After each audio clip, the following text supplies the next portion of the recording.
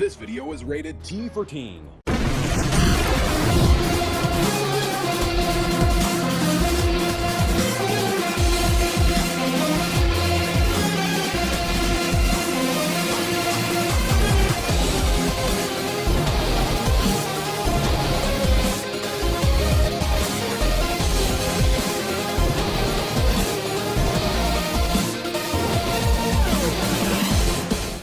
They're both bold, powerful, and have easily defeated the most dangerous bosses in their respective universes. It's Saitama versus Kratos, the Cape Baldy versus the God of War. Now this is a bonus appetizer episode of Rewind Rumble, so no need for a pre-analysis. If you want to learn about Saitama, check out Saitama versus UI Goku. If you want to learn about game mechanic Kratos, since that is the version we're using in this episode, check out Broly versus Kratos. Quick update on Yoshi versus Billy Hatcher and Spyro versus Toothless. Both are planned to come out this May. Apologies for the delay on those, but without further ado, today we find out which Baldy will face the hair of defeat in this episode. Today, we Rewind Rumble.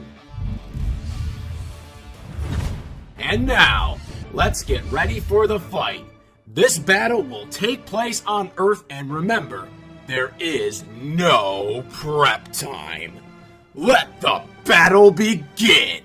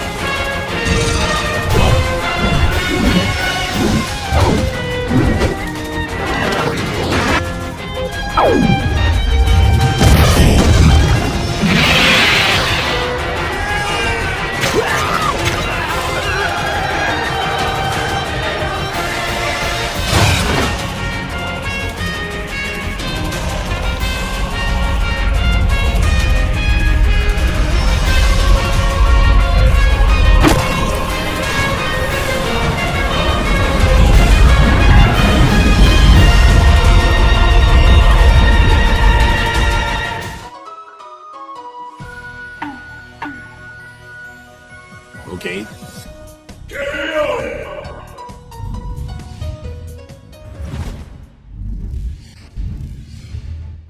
Hopefully you enjoyed that animation, and if you did, super special thanks to Team Animation Rewind's Juan F. Thanks, and enjoy the post-analysis.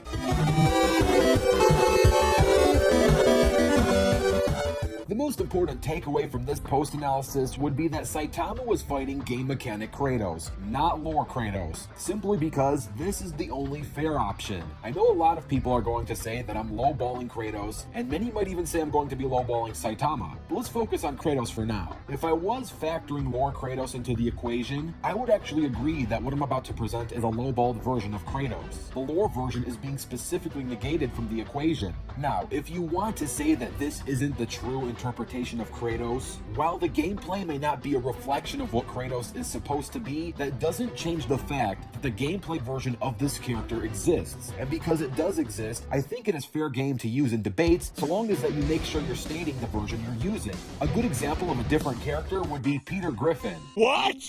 And that's not a meme, I know Peter Griffin is easily memeable, but as shown in Season 15, Episode 4 of Family Guy, Peter Griffin is technically confirmed to be a human-level actor who only acts Max in the Family Guy series. Technically speaking, he has no abilities. Does this mean we make sure Peter is featless in all versus debates since the quote-unquote true version of Peter is powerless? Or do you think it'd be okay to showcase what Peter's character can do while acting? I personally believe that so long as you disclose which Peter you plan to use, there is no problem using either. But clearly one interpretation would be more fair than another depending on who you're pitting him against. Which takes us back to this debate. When Kratos faces off with Saitama, the more fair interpretation would be gameplay Kratos, since this is the version that isn't a total stomp. And I'll be happy to break down why, starting with speed. Sonic, he's the fastest thing alive.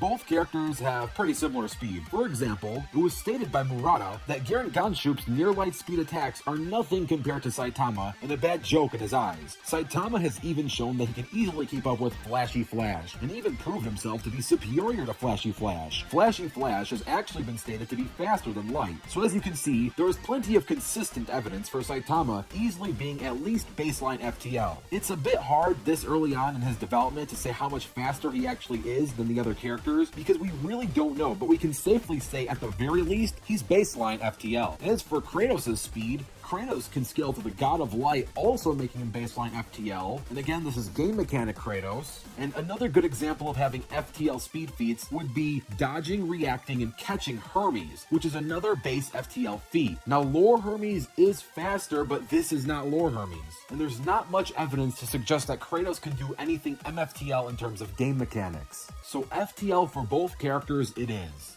So we back in the mine, got our pickaxe swinging from Saitama in terms of attack power should be consistently planet level, as there is plenty of evidence to support such claim. And of course there are people who consider him to be multi-continent level, but this might be lowballing for Saitama. Now there is that one single star level statement which could be considered highball or possibly even wank, as the one star level statement is outweighed by more planet level and multi-continent level feats. For example, Saitama's author stated that Saitama could destroy the Earth if he wanted to. Saitama himself stated that if he kept getting annoyed, he would end up destroying the Earth. And there's also the fact he didn't even use his full power to defeat the strongest attack of Lord Boros, and the strongest attack of Lord Boros has consistently been depicted as being surface wiping, aka multi-continent level, and yet Saitama, while holding back, was able to counter this multi-continent level attack. Saitama also defeated Awakened Garu, who has been stated by one to be comparable to Lord Boros and may even have the edge over Boros in close combat. So, Awakened Garu is also multi-continent level and easily was defeated by Saitama while holding back. Heck, you could even argue that Saitama with his casual punches is at the multi-continent level.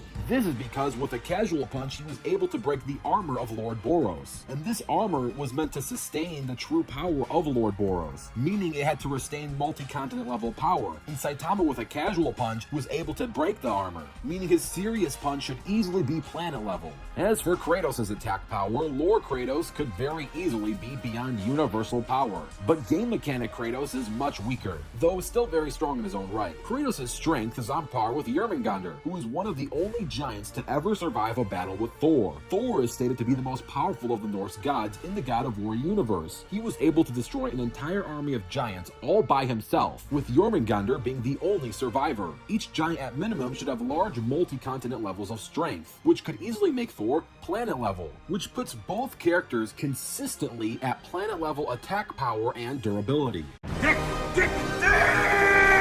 So we got two characters who are both FTL in terms of speed and planet level in terms of durability and attack power. How do we pick a winner from here? Well, Kratos is easily far more skilled than Saitama. He has way more experience and a wider variety of powers and options to use during a fight. He has more of his metaphorical sleeve to throw at Saitama. But again, Saitama isn't some chump who doesn't know how to fight or dodge attacks. Keep that in mind when I let you know that Saitama has far better stamina. Again, I'd like to repeat myself that lore Kratos probably has way more stamina than gameplay Kratos, but this is not lore Kratos. Anywho, Kratos was able to climb Kronos for 3 days straight before needing rest. Climbing can burn around 900 calories per hour, meaning Kratos can burn through 64,800 calories before needing more energy. That is a ton of energy. It's easily superhuman levels of stamina. Now, as for Saitama, Saitama had enough energy to jump from the moon to the earth without feeling tired at all. Now, to put that feat into perspective, ask yourself this. If Kratos Kratos had so much strength and energy, why didn't he just jump to the top of Kronos? If he's so strong and powerful, Kronos isn't taller than the moon's distance. Why did he choose to climb instead of straight jump? Well, it's because jumping this distance would consume too much bodily energy and calories. When comparing single jumps, higher jumps require more energy per jump than short jumps. Again, this is single jumps, not repetitive jumps. An NBA level 48-inch jump would require 1500 watts of energy, about 1.5 kilowatts of energy.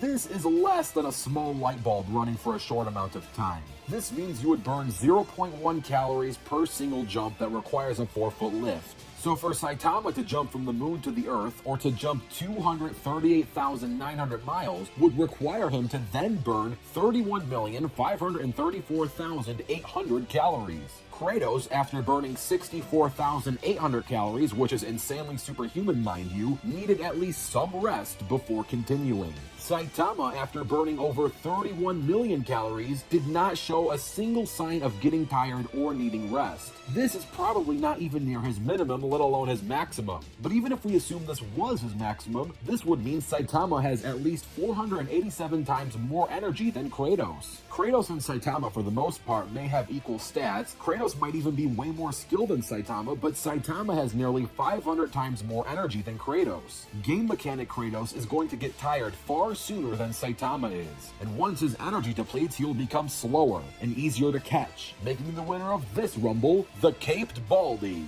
Now, if you want to see a rematch between Lore Kratos and End of Series Saitama after his true potential has been revealed, leave a like on this video. Once the series ends, and if this video gets 5,000 likes, a rematch will be put into production. Don't forget to comment down your own ideas. Stay tuned as the next fighters are going to be revealed on the next episode of Rewind Rumble.